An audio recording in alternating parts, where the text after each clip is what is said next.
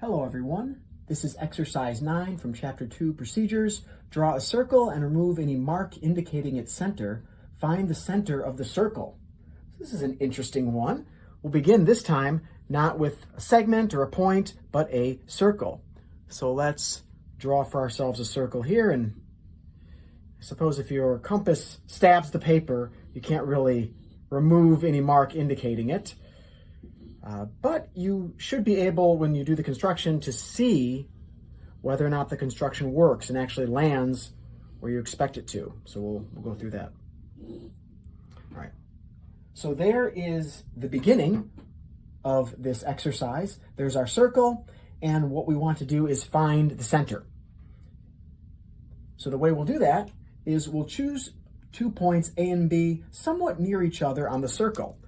So let's maybe take this point here to be our point A, and let's say this point here to be the point B. Those are somewhat near each other, I'd say. Produce the perpendicular bisector of the segment AB, which you do when you find the midpoint of the segment AB. So there the author is reminding us that when we find the midpoint, we're also finding the perpendicular bisector. So it's a pretty powerful construction. So in order to do that, let's draw the line from A to B.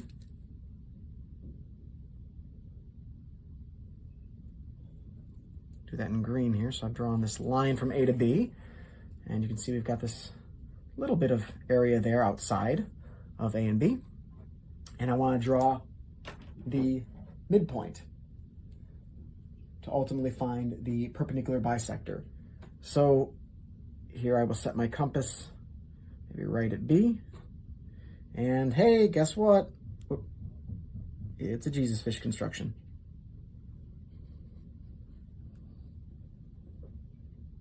So there's one part.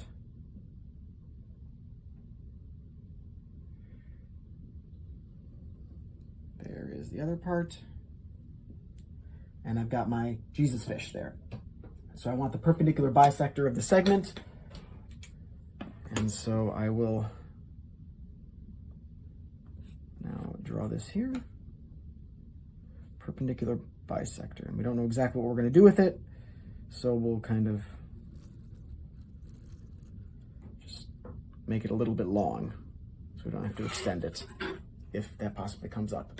Okay, so there's my perpendicular bisector, and that's in red. All right, now choose 2 other points, C and D, on the circle, and produce the perpendicular bisector of the segment CD. Okay, and so I assume these also need to be somewhat near each other. So let's do that maybe over here. Let's take the point C, and maybe we'll spread out just a little bit. There's the point D. And so I'm told I need to produce the perpendicular bisector of this segment also. So we'll do the exact same steps. We will draw the segment from C to D there in green, and we'll do the perpendicular bisector by coming up with another Jesus fish. And we'll keep it just right at about the length CD, just because. So again, all I really need for this Jesus fish construction is for my compass to be over halfway, just past the midpoint. So there's one arc. I don't change my compass. There's the other arc. Don't change my compass. And now I need to draw this perpendicular bisector here between those two. There's my perpendicular bisector. All right, I've done that. I've extended the 2. Now I extend the 2 perpendicular bisectors until they intersect. Okay, good. They already intersect. And the intersection is the center of the circle. Oh, hey, cool. How about that? There is the intersection of the circle. If you followed along or kept your eye on the center of the circle where we placed the pin of our compass at the beginning, you'll see that they met right there in the middle. So this works out. It's a pretty cool construction. And there we found this center of the circle.